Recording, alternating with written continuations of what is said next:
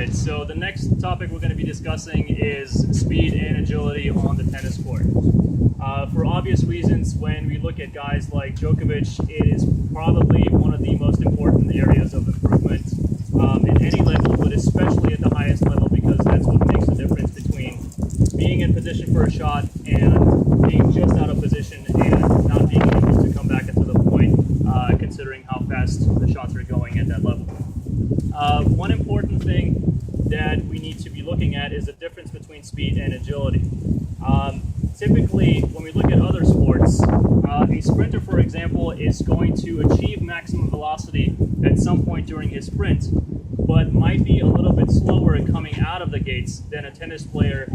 in a 4-yard distance, for example. Okay, so a tennis player is typically going to be a little bit better in getting to those small distances and change in direction versus a sprinter that's just going to try to go in a linear movement and try to achieve maximum velocity, not necessarily at the beginning of the sprint, but somewhere in the middle towards the end. Okay, so when we look at certain performance tests for tennis,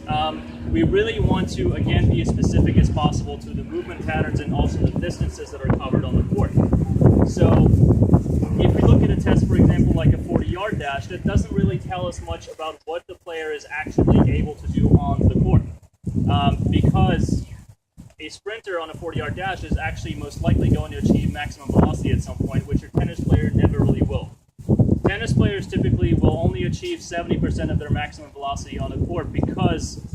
the distances are so short. On average, and this is what most statistics show from professional tournaments, on average the directional changes are about 4 meters, which is about 4.5 yards. So whenever we do speed and agility exercises with our athletes, we really want to keep most of these movements in that sort of range, because that is what we're mostly interested in, is for them to be able to accelerate in those small little distances and being able to get from point A to point B as fast as possible, stand at point B as much in balance as possible, and then get back to point A also as quickly as possible. Another thing we need to be looking at is also the distribution of lateral versus linear movements. We know that in tennis, most of the movements are linear. Between 70 and 80% of our movements are actually going to be lateral. So again, testing for sprint that are going to be forward is not going to be very interesting for tennis players, which is why certain tests like the spider drill or the hexagon test are going to be much more interesting to really find out how well our athletes can move on the court.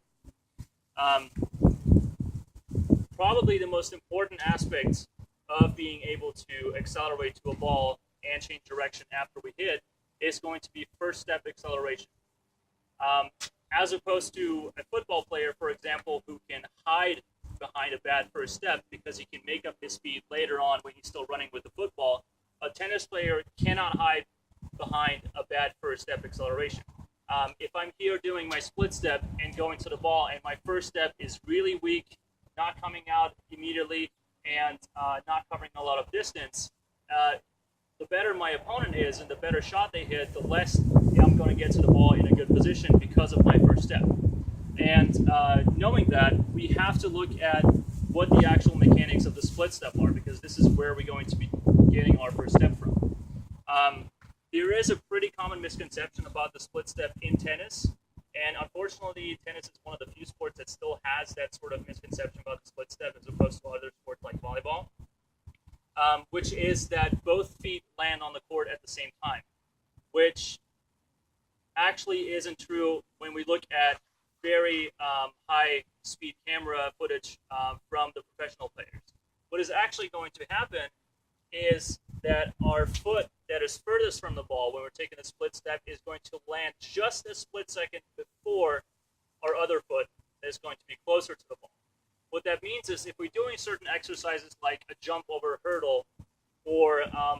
which is going to be coming forward, or a jump over hurdle sideways, where the athlete is going to be going to pick up a ball or hit a ball, we really want to look at their split step mechanics and actually look at what foot is landing first on the court so they can accelerate faster and get to the ball in a more efficient way. Okay, so in this next segment here, we're going to demonstrate some reaction time and agility drills that are going to be showing